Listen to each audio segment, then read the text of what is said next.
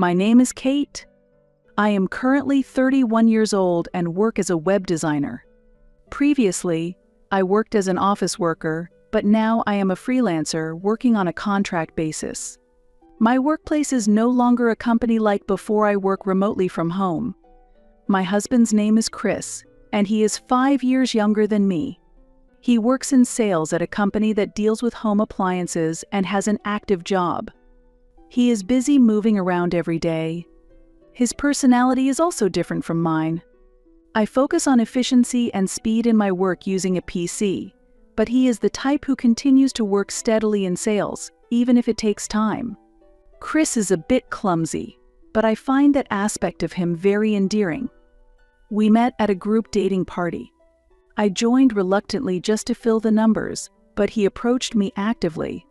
He didn't mind my age and told me, "I like you, that's why." At first I didn't feel romantic feelings, but his persistent approach moved my heart. He is a very good person who values family. Also, his sister Hannah is 10 years younger than him and was a 14-year-old middle school student at the time. It seems she is very much adored by her family as she was born much later. She excels academically and is highly regarded by her school. Chris has often proudly talked about his sister since we were dating. However, there is a concern regarding her that clouds his expression whenever he talks about it. My parents want to enroll her in a prestigious private high school, but our financial situation is tight. I managed to go to college, so if she goes to a private high school, it would be a big burden on the family finances. Yes, private schools have high tuition fees. She wants to go, but it will be a significant burden for my parents. There's no need to push her hard to go to a private school. She will understand if we explain the situation. I hope so too. However, my parents really want her to attend a private school. They have had a tough life in agriculture, so they want to spare us the hardships. That's why I was able to go to college. It's hard to say anything against your parents' wishes. Yes, that's why I also work part-time on weekends and save money. I send the saved money to my parents. Really? I was surprised by his words. He seems much more mature than me, even though he is 5 years younger. Now that I think about it, it seems like my in-laws and husband were placing too much expectation on her. But at the time, I felt they were a good family, considering Hannah's future well. 2 years after we started dating, I married him when I was 30.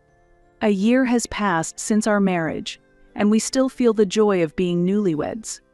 We have never had a fight, and our relationship with Chris' family is good. Our married life is stable.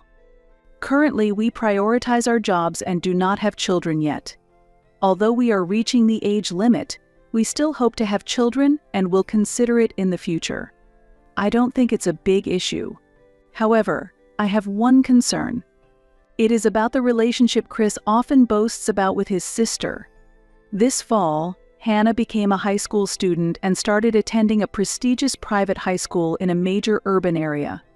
As a result, she moved away from the countryside and started living alone near our house. Her parents have asked Chris to take care of her. I think it's inevitable. However, the problem is that she frequently visits our house. Chris, are you there? Hannah? Are you here again? It's fine since I live nearby. Leaving those words, Hannah smiled and sat on the sofa, hugging my husband. She was cheerful, while my husband seemed a bit overwhelmed. However, I think he actually enjoyed it. Watching them, I could feel their deep affection toward each other as siblings, but I felt a bit jealous due to her actions. Hannah, would you like tea or juice? I want tea, right now. That's not an appropriate way to speak. I held back those words in my mind and responded smoothly. I can prepare it for you this time, but you'll have to make it yourself next time. You know I'm working from home, right? I can't just take a break whenever I want. I then started preparing the tea. Hannah acts considerately on the surface, but when there's no one else, her attitude toward me is quite terrible. Oh, my friend's calling me. I wonder what it's about. I'll go take it. Leaving those words, Chris took his smartphone and left the living room, heading towards the entrance. As the living room door closed, Hannah stared at me sharply. "Why would someone like you marry my brother? You're not a good match. Did you threaten him or something?" "Well, maybe I know some big secret about your brother, and that's why I did it." "Huh, what nonsense. Even if you say that, I'm not afraid of you. It's really annoying to be treated like a child. If you were a younger and cute lady, it would have been better. You're too old for me to talk to." "Well, it's not surprising that I seem like an old lady to a high school student like you. But you're older than my brother, so you should earn more and support him. Working from home seems like it only makes as much as a convenience store part-time job. I could earn that much too." I was surprised that Hannah would say such things. She is still a naive child. "Actually, I earn more than that." "Really, there's no point in pretending. You can't earn much, can you? So Chris must be paying most of the household expenses, right? You must be grateful for his high income." I'm dumbfounded that she wouldn't believe me. How should I explain it? I'm at a loss for words, unable to say anything. "Look, you can't argue, can you? And don't think I'll stay quiet." It seems like Hannah plans to keep complaining. In that situation, I decided it was more peaceful to let her be and quietly accept her complaints. Just then, I stopped hearing Chris's voice at the entrance. It seemed his phone call had ended, and we could hear the sound of his footsteps approaching. As he approached us, Hannah's expression brightened and she looked towards the living room door. "Chris, was the phone call okay?" "Yeah, it was just a confirmation, no problems." "That's good. Drink your tea before it gets cold." "Thank you." As soon as Chris entered the room, Hannah jumped to him and urged him to sit on the sofa. The gap between her attitude towards me just moments ago and her behavior with Chris was so vast, it almost made me suspect she had a dual personality. How troublesome it is to be alone with Hannah. But her attitude only changes when we are alone, and then she merely nags. Considering this, I decided to think of it as just a young girl's cute jealousy. I don't want her actions to cause a rift between Chris and me. I haven't revealed her true nature to Chris. Despite this, Hannah is emboldened by my non-resistance. "Hey, what are you making?" "Dinner for today." "This?" "It's stew." "I see. Understood." Hannah came to our house again today. But on this day, an unexpected trouble occurred. While Chris was in the bathroom, Hannah came up next to me where I was preparing dinner and peeked into the pot. Sensing the unpleasant atmosphere, she took a surprising action. "Oops," my hand slipped. While saying this, she grabbed the pot and threw it into the sink next to us. The loud sound of the pot hitting the sink left me too shocked to speak. The stew I had carefully prepared was scattered inside the sink. I quickly turned off the stove. Meanwhile, Hannah was smirking at me. "Are you okay?" I heard a loud noise. Chris rushed over from the living room. "Sorry, I accidentally dropped the pot because she startled me." "Kate, are you okay? Did you get burned?" "Yes, I'm fine." Overwhelmed by Hannah's clever act, I didn't tell the truth on the spot and responded to Chris's inquiries. This interaction had been just verbal until now, but her act was excessive and dangerous. A slight miscalculation could have resulted in serious burns. I felt I could not overlook this. After Hannah left, I decided to tell Chris about everything that had happened. "Really? Did Hannah intentionally throw the pot?" "Yes, she used to just complain, but..." "Really? I'm sorry, I didn't notice she was capable of such actions. It's partly my fault for not saying anything, and Hannah is very cunning. I'm sorry, I'll have a serious talk with her." The relationship between Chris and Hannah could be worsened by this. But I couldn't keep silent. The next day, Chris warned Hannah over the phone, and she came to apologize in the evening. "I'm truly sorry. It's okay, as long as you understand. But please don't do anything dangerous again." Hannah deeply apologized in response to my words. Seeing her like this, I decided to forgive her. I thought the problem was resolved. But actually it wasn't. I could not have anticipated such a situation. Chris, are you planning to go on a trip somewhere? Yes, we're planning to go on a trip for the next 3-day weekend. A trip. I want to go too. I was shocked by Hannah's statement. I did not want her to join a trip meant for just the two of us. Feeling my anxiety, Chris reassured me. This trip is to celebrate our wedding anniversary, so it will be just the two of us. What? That's not fair. I want to travel with you too. Sorry, we'll plan a family trip next time. For the next holiday, could you go home and spend it with Mom? If something happens, we won't be around to help you, and I'd be worried. Hannah was clearly not convinced by the proposal. However, after Chris repeatedly asked her, she finally accepted. Then we went on our trip and had a very enjoyable time. It felt like the first time in a long while that Chris and I had time just for ourselves. We visited various tourist spots and bought lots of souvenirs. We also bought a lot of delicious food, hoping Hannah would change her attitude. As we were thinking about this, an unexpected trouble occurred on our way home. It happened when we got into a taxi from the station after our trip. Strange, your credit card seems to be rejected. I'm sorry, Mom. Is it not working? If so, I'll pay in cash. I'll bring some money from home. Could you please wait a moment? I'm very sorry. While apologizing, the driver was trying to make the payment with Chris's card. We initially tried to pay with a card, but it seemed like the machine couldn't accept it.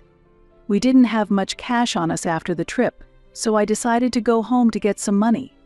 When I entered the house through the front door, I immediately noticed something was off. Everything seemed unchanged around me, but something felt different. Carrying this strange feeling, I headed to the living room. When I carefully opened the living room door, it appeared normal. Hannah, are you home? I called out. Yes, I'm here, came a reply from the bedroom. I wondered why Hannah, who was supposed to be at her parents' house, was here. Feeling anxious, I hurried to the bedroom. Hannah, what are you doing? This is our bedroom, I asked, but the room was unusually tidy. It wasn't just cleaned up, it was almost empty. I noticed the dresser desk that should have been there was missing, and then realized many other things were gone too. My pillows and cushions were missing. Impulsively, I opened the closet and all my clothes were gone. Even my accessories, small items, and cherished graduation album had disappeared. Tentatively, I asked Hannah what had happened. Hey, it seems only my things are missing. Hearing this, Hannah laughed loudly. Have you noticed? All your things are like trash, so I threw them away. Why would you do that? I just don't like you. I thought you had apologized and we had resolved this issue recently. That was just in front of my brother. I never intended to sincerely apologize to you. I've actually mentioned to him that I'm really angry. It infuriates me that my brother feeds you and takes you on trips. That's why I decided to kick you out. You're just a low-income home worker. You should leave. Hannah shouted. I couldn't take it anymore. All right. If you say so, I'll leave. Don't regret it. Huh. I won't regret it. Just leave quickly. Oh, I left your work bag and computer. If I threw everything away, it would affect not just you but your work too. They're in the living room, so take them. With that, I headed to the living room, took my work tools, and then went to the taxi. By chance, I met Chris in the elevator. The card worked eventually, but you're late. Is there a problem? Just ask Hannah was all I replied. What Chris looked surprised, but I kept my anger in check and calmly left the apartment. I immediately went to a hotel to book a room for the night. During this time, Chris called me several times. I called Chris back after arriving in my hotel room. I'm sorry, Kate. Hannah has gone home. I didn't expect this to happen. It seems she got angry because I told you the truth. What should we do now? Since many things were thrown away, should we go to the police? The police. Just kidding. Although I'm shocked that my keepsakes were thrown away, possessions can be bought again. If we go to the police, it'll just be dismissed as a family issue. I'm more worried about Hannah's future. Can you help?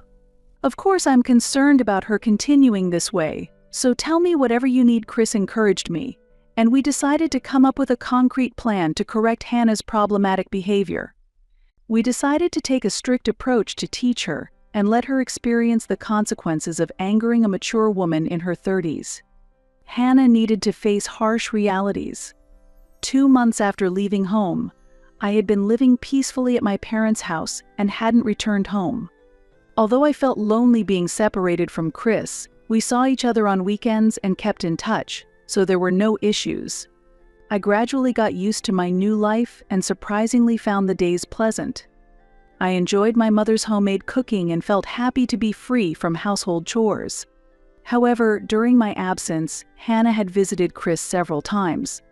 It seemed she was already pleased, assuming we would divorce. Just imagining how satisfied Hannah must have felt gave me a sense of her satisfaction. But reality is not so simple. One day, while preparing dinner with my mother after work, Chris suddenly called. "Did she come?" I asked, and Chris replied, "Yeah, she seems pretty panicked." Hannah had realized the change in her situation and was seeking help from Chris. I had anticipated such a situation and calmly stopped preparing the meal to decide to return home. "I'm coming home," I told Chris, and when I finally entered our house, the atmosphere there calmed my heart. As I took off my shoes and headed to the living room, my steps were calm, and it seemed as though there were no issues at first glance. "Kate, you're back," Chris greeted me as I entered. But immediately after, what I saw was Hannah crouching on the floor. Looking up at me, Hannah narrowed her eyes, showing an expression of anger and confusion. "Why are you here?" "I told you to leave." "I don't have time to deal with you now," she said. I quietly read the atmosphere and responded while maintaining my composure. "I heard you might be expelled for unpaid tuition fees. Is that true?" "Be quiet. You have nothing to do with this." My brother was paying for it, but for some reason, the payment stopped. He won't tell me why. "What's going on?" Hannah raised her voice. Chris intervened and explained, "I was waiting for Kate to return before discussing it." "What do you mean by that?" Hannah pressed. "Hannah, actually, I've been the one paying your tuition fees," I quietly revealed. What Hannah looked surprised. The tuition for the high school Hannah attends amounts to about $50,000 over 3 years. By the time she was in her second year, I had already paid $20,000. If I don't pay for the next year, she would have to leave the school. Your parents and Chris don't have that kind of financial flexibility. That's why I decided to take over the payments, I added. "Huh, really? How can you afford to pay so much?" "I work from home, but my job is the same as when I was an office worker, and I've even taken on additional work. So, my income has actually increased," I continued. "What, really? Why did you hide such an important thing?" Hannah asked tearfully. "I wanted to avoid any rifts between you and Chris. I can endure minor criticisms for that. However, the situation with my belongings being thrown away was unexpected." "That's a lie. I've never heard about you providing financial support. You don't have to believe it. But your parents and Chris don't have the financial means. If things continue this way, you will be forced to drop out of high school." No, I absolutely don't want to be a high school dropout." Hannah broke down in tears as she made this plea. "Then, you should apologize for your past actions." "Why would I do such a thing?" Hannah responded defiantly. "Hannah, your attitude is problematic. You're able to live freely and attend a high school in the city because of Kate's support. If you keep being insolent, you really might have to leave school." "Kate, I'm sorry." "What?" "I can't hear you." "I'm sorry. I've reflected. Please let me continue to go to high school," Hannah pleaded while kneeling and crying. "Are you truly sorry?" "Yes, I've reflected. I wouldn't apologize if I hadn't." I didn't feel genuine remorse from Hannah's attitude. "Then, you'll take over all the housework from now on." What? Since you threw away my belongings, you need to make up for that loss. Help with the daily housework and fulfill your responsibility. Why should I do that? If you don't like it, that's fine. In that case, I won't be able to pay your tuition any longer, including the cost for the school trip. But that would be unbearable. I can't stand not going on the school trip. Then, do the housework as I said, every day for a year. If that's unacceptable, I might have to report the damage to the police, I stated firmly. The police, really to that extent? Hannah's voice trembled. You truly haven't shown remorse. There's no other way, I said calmly. Okay, I understand. Please don't go to the police. Hannah's face was filled with fear, looking as if she had lost all vitality. It seemed that this strict approach had its effect, and this time she was seriously reflecting. Afterward, Hannah followed my instructions and managed the household tasks daily. She acquired skills in cleaning, laundry, and cooking, and became proficient in handling housework smoothly. Her daily efforts were evident, and her skills in all areas of housework improved visibly. Eventually, she found joy in acquiring new skills, and her cooking improved significantly. She studied recipes, and through trial and error, she excelled in some dishes and started hosting family and friends to showcase her proud creations. Since then, she seemed to have stopped despising me. Chris also played a role in her behavioral improvement by keeping a close watch. Hannah continued the housework for a year, during which her character gradually improved. She began expressing gratitude for small things, and her demeanor softened. I could feel the rigidity within her slowly melting away. In her final year of high school, she focused on her entrance exams and successfully progressed to university. She shared her joy with me and expressed her gratitude. Thanks to your support, I was able to graduate from high school. I am truly grateful, Hannah said, her words filled with genuine appreciation. Yes, you have done well. Congratulations, I responded. I sincerely celebrated her success and naturally felt inclined to support her further education. I looked forward to her continued growth. Hannah became an important part of my family, and we decided to put past troubles behind us and build a new relationship. One day, Hannah made an unexpected proposal. I want to manage my university fees myself using a scholarship, she said quietly. I couldn't hide my surprise and asked, Do you really want to do that? Yes, I plan to manage on my own, she confidently answered. Hannah, I muttered, deeply moved by her demonstrated growth and independence. I understood that this decision was a significant step toward her independence, and my heart was filled with joy. Chris, too, was touched by her growth. If you ever need help, feel free to ask, I said gently, and she responded with gratitude, Yes, thank you so much. Afterward, Hannah began her university life, busy yet fulfilled with part-time jobs and club activities. She was diligent in her studies, consistently earning the necessary credits each year, and by her final year, she was just preparing her thesis. Eventually, she successfully found a job at her desired workplace. Hannah is now a fully independent adult, and we have no concerns about her future. Meanwhile, Chris and I have been blessed with a child a few years ago, who is now 3 years old. Our family of 3 lives happily together. Hannah visits occasionally to play with our son. Initially, there were concerns about how things would turn out, but I am truly grateful that Hannah has changed her heart and deepened her bonds with our family. We hope to continue cherishing our family's warm ties and to enjoy our happy days together.